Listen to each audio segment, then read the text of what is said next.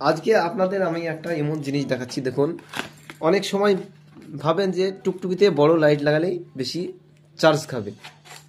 তো সেই জন্য আমি একটা পদ্ধতি আপনাদেরকে অবলম্বন করতে বলবো, সেটা ভালো করে ফলো করুন। এই হচ্ছে আমাদের 21 এলইডি লাইট, 21টা এলইডি আছে। হ্যাঁ, এটা আপনার সোলার হিটসিন আছে, এটা গরম হবে না। এই লাইটটাকে আপনারা যেরকম খুশি আপনি সেরকম জোরে চালাতে পারবেন। যদি কম আলোর দরকার হয় কম ইতে চালাতে পারবেন, যদি বেশি লাইটের প্রয়োজন হয় তাহলে বেশি দিয়ে চালাতে পারবেন। আপনাদের যেরকম জোরে চালাবেন সেরকম ভোল্টেজ খাবে ব্যাটারি। তো কিভাবে করবেন সেটা আমি আপনাদেরকে দেখাচ্ছি। দেখুন,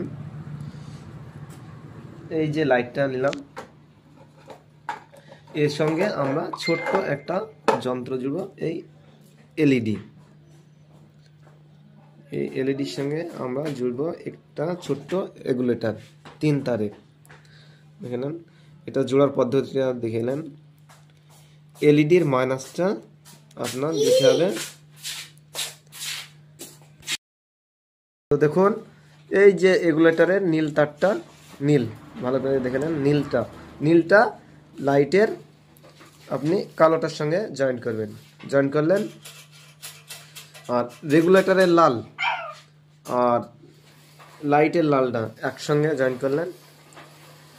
জয়েন করার পরে এখন আপনাদের কাজ হচ্ছে রেগুলেটরের কালোটা মাইনাসে, লালটা প্লাসে জয়েন করলেন। জয়েন্ট হলো। এবার দেখুন, লাইট যেরকম দেবেন সেরকম হবে। এটাতে 3 রকম লাইট হবে,